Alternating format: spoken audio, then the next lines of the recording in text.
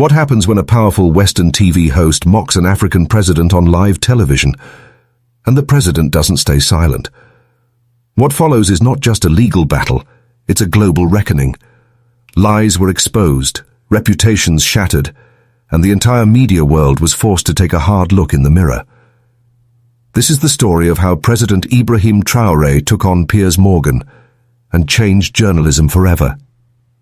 It was a humid morning in Ouagadougou on May 8, 2025, when President Ibrahim Traoré received an urgent call that would change everything. He was deep in agricultural reform reports when his communications director, Yakuba Sawado, rang in with an edge to his voice. "Mr. President, you need to see this immediately," Yakuba said, breath heavy with concern. Ibrahim stood from his desk, sensing the seriousness in his tone. "What happened?" he asked. "Piers Morgan just aired a segment calling you a terrorist sympathizer. He claimed you're secretly funding jihadist groups in the Sahel," Yakuba said. Ibrahim's jaw clenched. He had fought for years to rid his country of terrorism, losing friends and soldiers in the process. But Yakuba wasn't done. "He also mocked your accent and labeled you just another African dictator in costume. The clip's already been seen over 2 million times online." Ibrahim walked to the window and stared out at the streets below. People bustled to work, unaware that their leader had just been defamed on international television. "Schedule an emergency meeting with the legal team," he said, "and find me the best law firm in London. This time, words won't be enough."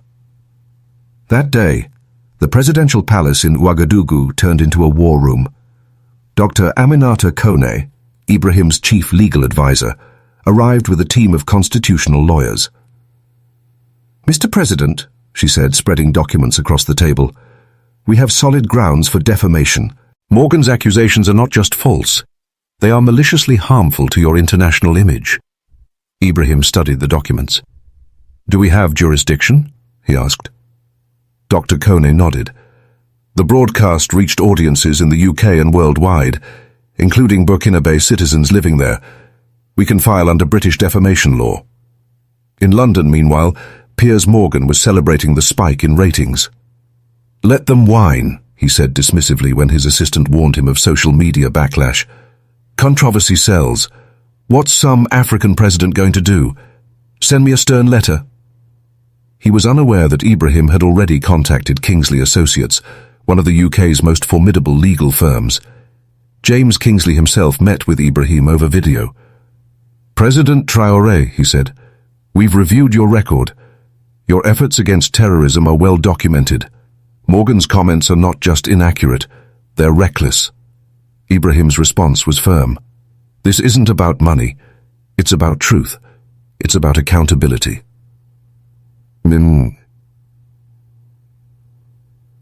Within 48 hours, Kingsley's team prepared their case, citing multiple examples of Morgan's false claims, audio transcripts, and public reactions.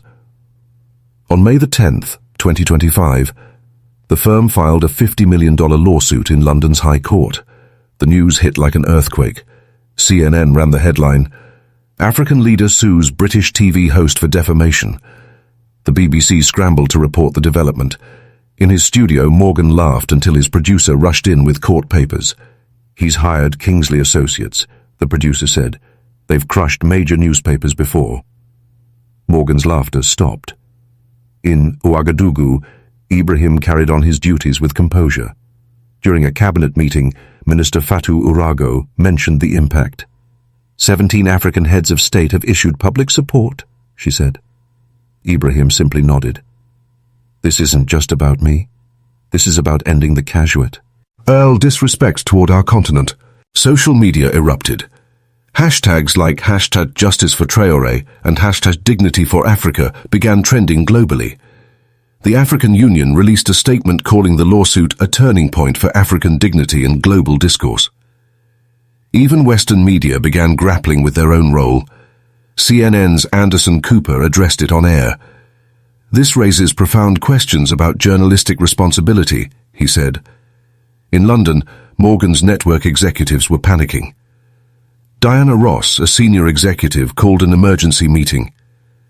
If we lose this case, the financial damages could sink the network, she warned.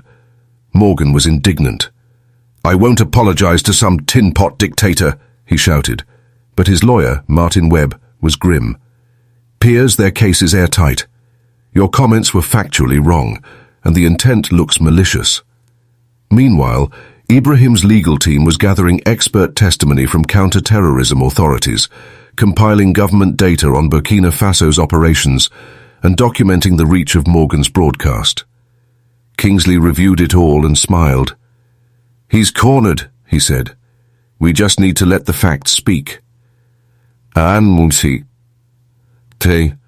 As the lawsuit gained traction, Piers Morgan chose to respond in the only way he knew, by amplifying his own voice.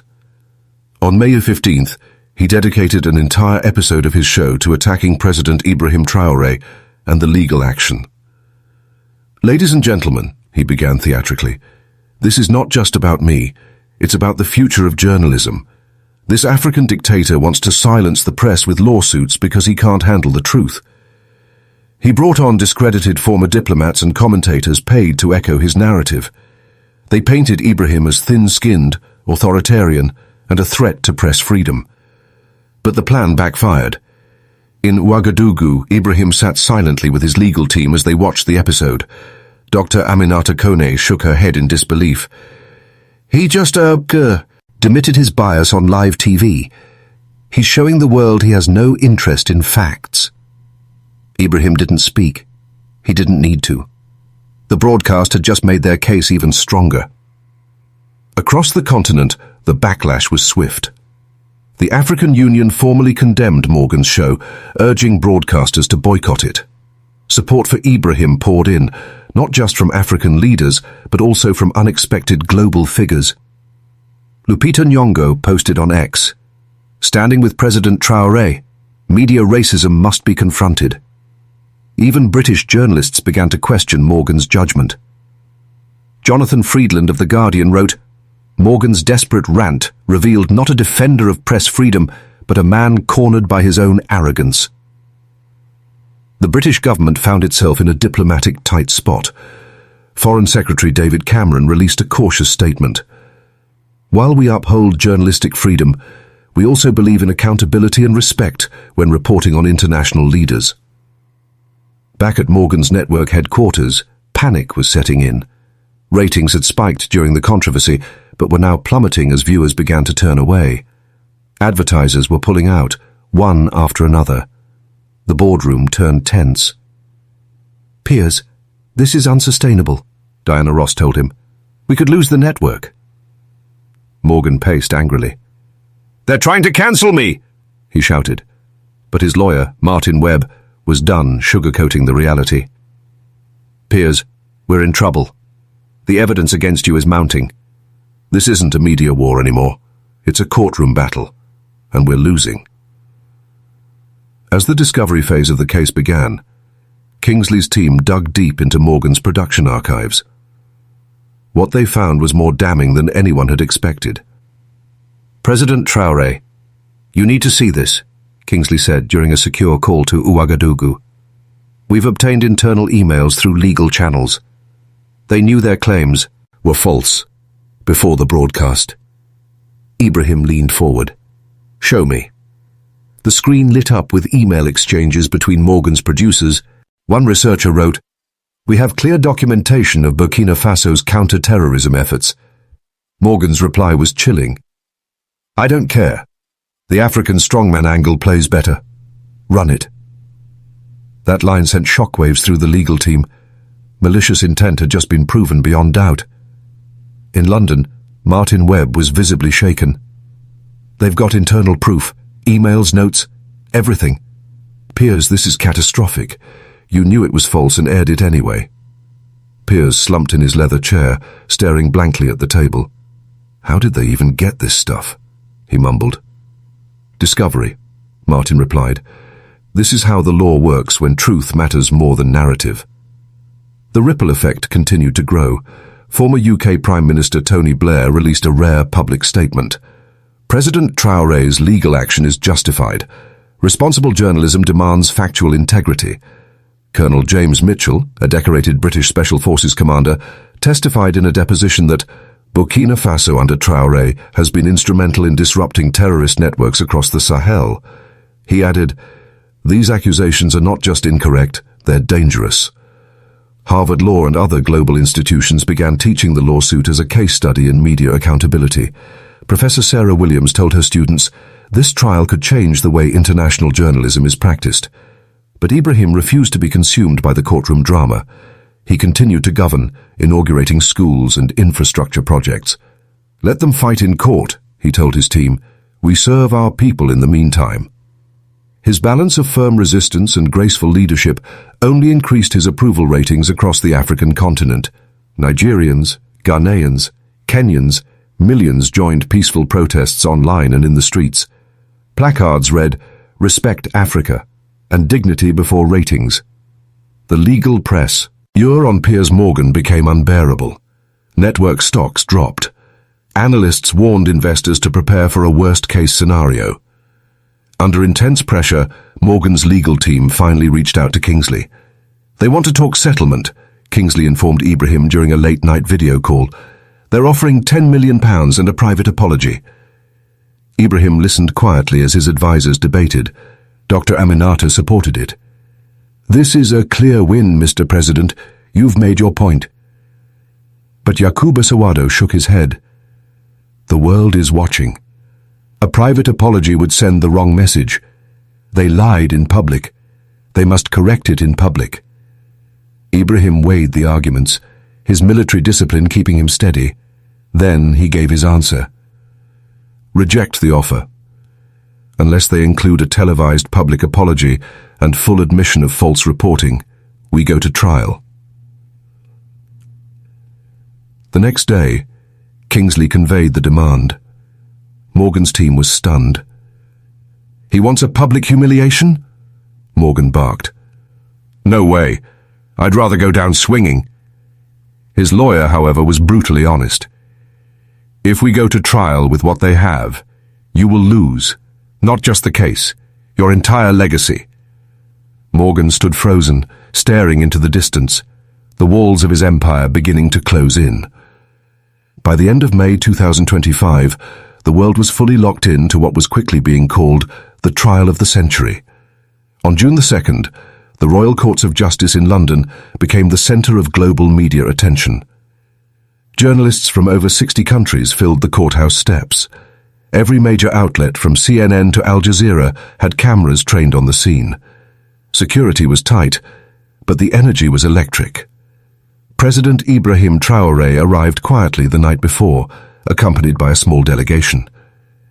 Despite the media circus, he remained composed, offering brief but powerful words to reporters. "I believe in truth.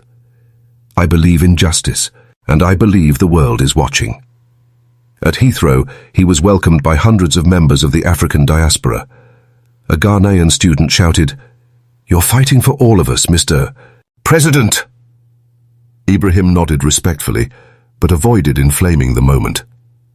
Inside the courtroom, Justice Margaret Thornton, one of Britain's most respected legal minds, presided. Her opening remarks set the tone. "This court is not a platform for political spectacle. It is here to examine whether falsehoods were broadcast with malicious intent." James Kingsley opened the trial with striking clarity. "Ladies and gentlemen of the jury," he began, "this is a case not about politics, but about principle. About a television personality who used his platform to smear a foreign leader with knowingly false accusations. Accusations that threaten not only reputations, but the fragile fabric of international trust." The courtroom was silent, heavy with anticipation. Evidence was presented with meticulous detail. Video clips of Morgan's show were played, pausing at key moments to highlight the inaccuracies. Each claim was matched with counter-evidence, intelligence reports, counter-terrorism achievements, international statements. One of the prosecution's first witnesses was Dr. Sara Ahmed, a terrorism expert from King's College London. Since 2022, terrorism in Burkina Faso has dropped by over 65% due to coordinated government actions, she testified. President Traoré's administration has been a stabilizing force in one of the world's most dangerous regions. Morgan's defense team struggled under cross-examination. When they tried to suggest Ibrahim's military background made him suspect, Dr. Ahmed pushed back hard. That kind of prejudice undermines serious global counter-terrorism cooperation. The jury took note. Meanwhile, outside the courthouse, supporters waved flags and signs that read, "Truth over ratings" and "Africa deserves respect." Then came the moment the world was waiting for. Ibrahim himself took the witness stand. Dressed in a tailored navy suit, he looked more like a statesman than a general. He raised his hand, took the oath, and sat down with a calm intensity. Kingsley approached. "President Traoré, can you describe the personal and national impact of Mr. Morgan's accusations?" Ibrahim's voice was steady. "I have spent my presidency fighting terrorism. I have buried friends, good men who died in that fight. For someone to sit comfortably in a London studio and call me a terrorist sympathizer is not just false. It is an insult to every soldier, every widow, and every child orphaned by extremist violence." There wasn't a sound in the courtroom as he continued. He named specific villages that had been saved, commanders who had died in ambushes, and humanitarian efforts made in the region. Even the most hardened journalists looked shaken. Morgan's defense attorney, Richard Foxworth, tried to strike back. "President Traoré, you came to power through a military coup. Doesn't that open you up to criticism?" Ibrahim didn't flinch. "I came to power when my country was collapsing. Since then, I have held 3 transparent elections and opened every audit of my government to international observers. I did not inherit power. I earned trust. Can Mr. Morgan say the same about his television platform? Did he earn it through truth or through spectacle?" A suppressed wave of laughter passed through the gallery. Justice Thornton banged her gavel gently. "Order, please." But the impact had been made. Even skeptics in the press began rethinking their coverage. Foxworth tried one last time. "Isn't it fair to say that being a public figure means accepting criticism?" Ibrahim leaned slightly forward. "Criticism based on facts is welcome. Lies dressed as journalism are not criticism. They are defamation." When he stepped down from the witness stand, no one doubted anymore that this trial had taken on more than legal weight. It had become a moral moment, a battle between integrity and media arrogance. British tabloids that once mocked him now shifted tone. The Sun ran a headline that stunned its readers: "African President Schools British TV Host." Meanwhile, Morgan remained tense and silent, ignoring reporters and locking himself in his green room between hearings. Back in Africa, the impact was seismic. Schools halted classes to watch the trial. University students hosted open forums on journalism ethics. And in a powerful speech at the Pan-African Parliament, a Kenyan representative said, "Traoré is not just defending himself, he's defending all of us from centuries of ridicule and misrepresentation." The message was spreading. The age of impunity was over. The days of unchecked defamation against African leaders with no consequence were dying in that London courtroom. And with each passing hour, the weight of accountability grew heavier on Piers Morgan's shoulders. As the trial continued into its 3rd day, the world's attention remained fixed on London. The courtroom had become more than a legal battleground. It was a symbol of a changing era. International media began covering the case not just as a scandal, but as a societal reckoning. Piers Morgan, once confident and cocky, now looked visibly worn. His legal team scrambled to salvage any credibility, but the prosecution's next revelation made that nearly impossible. James Kingsley introduced a damning exhibit, an internal email exchange dated 2 weeks before the broadcast. It revealed that Morgan's research team had submitted a report detailing Burkina Faso's successful counter-terrorism operations. In the report, analysts clearly stated that no evidence linked President Traoré to any jihadist group. Yet Morgan's response, read aloud in court, was brutal in its simplicity. "Ignore that. The African strongman angle sells better. Keep it dramatic. The courtroom fell silent. Justice Thornton paused, then asked, "Is this document authenticated?" Kingsley confirmed, "It was retrieved through court-ordered disco, and verified by digital forensics." Morgan's lawyer could only bury his face in his hands. The jury looked stunned. The defense had no answer. Malicious intent was no longer speculation, it was proven fact. Meanwhile, outside the courthouse, support for Ibrahim continued to grow. African students in London organized peaceful rallies. Marchers held signs that read, "Facts matter," and "We stand with Traoré." Even some of Morgan's former allies began distancing themselves. A popular British broadcaster tweeted, "What Morgan did isn't journalism, it's manufactured defamation." In the court of public opinion, the shift was undeniable. The BBC announced a new editorial review of its coverage of African affairs. Sky News ran a segment titled, "The Danger of Media Bias in Global Reporting." Newspapers across Europe published op-eds about the ethical failures of infotainment masquerading as news. The Guardian's editorial board wrote, "This trial is not a threat to press freedom, it is a defense of factual accountability." Behind closed doors, Morgan's network executives were in full crisis mode. Advertisers had dropped out by the dozens. The show's ratings had nosedived. Public trust had eroded. Executives urged Morgan to settle immediately, but he refused. "I'm not going to be humiliated by this," he said through clenched teeth.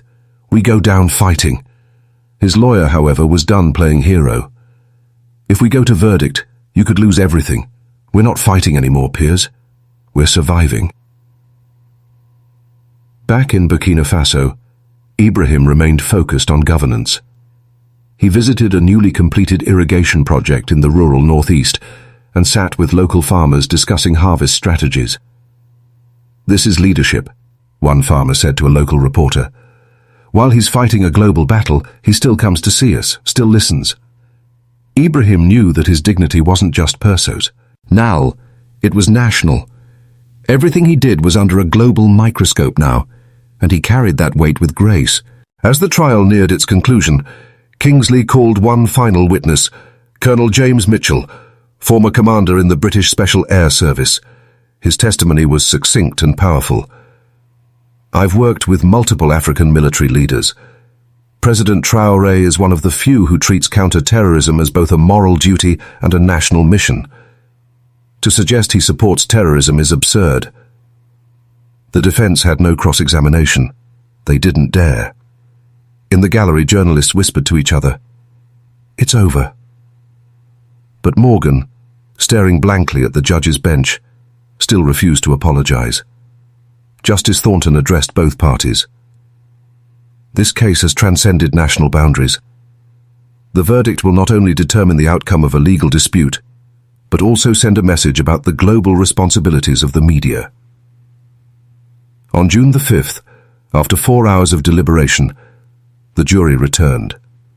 The tension in the room was thick. Ibrahim sat with his hands folded, his face calm, unwavering. Justice Thornton read the verdict. "We, the jury, find the defendant, Mr. Piers Morgan, guilty of defamation with malicious intent. Damages awarded to the plaintiff, President Ibrahim Traoré, in the amount of $45 million. There was a pause. Then the courtroom erupted in applause. Even the judge didn't immediately call for silence. Ibrahim stood, nodded respectfully to the jury, and shook hands with Kingsley. He didn't gloat. He didn't cheer. He simply walked out of the courtroom with quiet dignity. Outside, the streets were flooded with cheers. African flags waved in the air. Reporters shoved microphones toward Ibrahim, but he gave only one sentence. "Today, the truth won. Not just for me, but for everyone who believes in justice." Piers Morgan left through the back exit, escorted by security, his face pale, avoiding the cameras that once chased him for sound bites. His show was cancelled within hours. Advertisers publicly severed ties. His reputation, built over decades, was dismantled in a week. The fall was not only professional but symbolic. It was a warning to anyone who thought the power of a media platform excused the abandonment of truth. As news of the verdict rippled across the globe, the atmosphere in African capitals was electric. Celebrations erupted in cities and villages alike. In Accra, Nairobi, Lagos and Dakar, people danced in the streets. University students held discussions about justice and media reform. Parents told their children, "Remember this moment. This is history." The verdict had become more than a legal outcome. It was a cultural shift, a long-awaited reckoning. For decades, Western media had painted African leaders with a brush soaked in bias and caricature. But now, the world had seen one of their own stand up, fight back, and win on their terms. President Ibrahim Traoré returned to Burkina Faso not as just a head of state, but as a continental icon. The reception at Ouagadougou International Airport was overwhelming. Thousands lined the route to the palace. Flags waved, drums beat, and chants of "Justice, dignity, Traoré" echoed across the city. But Ibrahim remained composed. His message had always been the same. This wasn't about revenge. It was about respect. In his first official address following the trial, he stood before a sea of microphones and said, "This victory belongs to every African who has ever been misrepresented, ignored, or insulted. We have shown the world that dignity is not negotiable." International responses came pouring in. The United Nations issued a statement emphasizing the importance of media accountability. Amnesty International called the case a watershed moment for human rights in journalism. The African Union hosted a special session to formally commend Ibrahim for his courage. "You have not only—" "I defended Burkina Faso," said the chairperson, "but you have defended the soul of Africa." Even some of Morgan's former viewers, once indifferent, began re-evaluating their trust in mainstream media narratives. The damage to Morgan's reputation was complete, but the impact on journalism was just beginning. Major news networks scrambled to rebuild trust. The BBC launched a comprehensive internal audit of all African reporting over the past decade. CNN established a new editorial board focused on international fairness. News Corp introduced a mandatory training program titled Global Dignity Standards. Journalism schools began updating their curricula. Harvard, Oxford, and Columbia added the Traoré vs. Morgan case to their syllabi under media ethics and international defamation law. Professor Elizabeth Warren at Columbia told her class, "This case marks the end of the era where Western media could report on non-Western leaders without accountability." Back in London, Morgan's downfall was swift and brutal. His mansion was surrounded by reporters. His face, once plastered proudly on buses and billboards, was now synonymous with disgrace. Sponsors disappeared. His publishing deals were revoked. His legacy, once filled with firebrand interviews and viral clips, had crumbled under the weight of arrogance. He attempted a single social media post days after the verdict, writing, "Freedom of speech is dead." The comments section, however, was flooded with replies like, "Freedom of lies is dead," and "Truth finally won." Ibrahim, however, chose not to gloat. He remained focused on building the future. Within weeks, he unveiled the Media Accountability Education Fund, a Pan-African initiative aimed at training journalists in ethics, research, and cultural literacy. Funded entirely from the $45 million settlement, the program promised scholarships, newsroom support, and international partnerships. "Money was never the goal," he said during the announcement ceremonies. "With us dignity was, and dignity must be protected by knowledge." The fund would go on to establish new media schools in Senegal, Kenya, Ghana, and South Africa. Young, aspiring journalists, many of whom had never imagined studying abroad, were now given tools to shape global narratives with integrity. At the first campus opening in Nairobi, a 19-year-old student told a news outlet, "Thanks to President Traoré, we can now write our own stories and be heard." Meanwhile, Piers Morgan faded into obscurity. Media executives refused to touch his name. He became a cautionary tale whispered in journalism boardrooms. "Remember what happened to Morgan," they'd say. "Truth always catches up." The silence around him was deafening. He no longer dictated public discourse. He was reduced to a footnote in the very history he once tried to manipulate. But the story didn't end with a courtroom or a payout. It became a symbol. Across Africa and beyond, people began to demand accountability from those who claimed to speak for them. Governments re-evaluated press relationships. Activists cited the case as precedent for challenging misinformation. And most importantly, the young began to believe in their voice. They saw in Ibrahim Traoré a leader who didn't just rise to power, but stood in it with courage, patience, and unwavering respect for truth. Months passed, but the echoes of the courtroom victory did not fade. Instead, they matured into movements. Across Africa, leaders who had once hesitated to confront media bias now found the courage to speak out. Some reopened investigations into past media defamation cases. Others began negotiations with international outlets demanding editorial equity. But the change wasn't only political, it was deeply cultural. In classrooms, debate halls, radio stations and film festivals, the story of Ibrahim Traoré's stand became legend. It was taught not just as a legal victory but as a human one, about dignity reclaimed without violence and power exercised without ego. In Burkina Faso, Ibrahim's government continued to prioritize transparency and development. New schools, healthcare centers, and renewable energy projects bloomed across the country. International aid increased, not from pity, but from respect. Countries that once doubted his legitimacy now invited him to summits as an equal. His voice carried weight in global forums. When he addressed the African Union again, he received a standing ovation before even speaking. "Justice is not a Western invention," he said. "It is a human need, and it is our responsibility to demand it with courage, even when the world expects us to stay silent." Tihin. The story also took root beyond Africa. In Latin America, Southeast Asia, and the Middle East, journalists and leaders alike began citing the case as a turning point. In Brazil, a senator referenced it while calling out international reporting bias. In India, student unions launched campaigns for regional media independence. The Traoré effect, as it came to be known, sparked a global conversation about who controls the narrative and who should. Journalism itself began evolving. At international conferences, media executives admitted hard truths. One editor-in-chief of a prominent European outlet said, "We've operated too long under the illusion that our biases were harmless. This case shattered that illusion." Training modules were rewritten.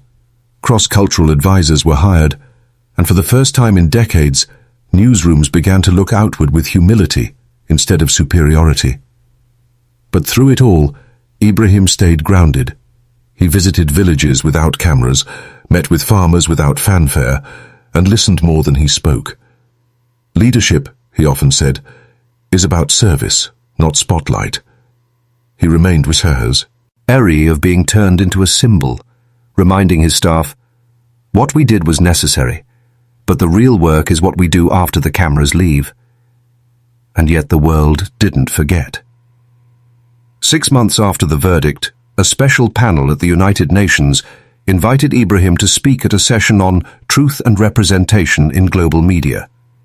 His speech was broadcast live to over 50 countries. Standing at the podium in a simple dark suit, he spoke with the same quiet authority that had shaken courtrooms. "This is not about silencing voices," he told the assembly.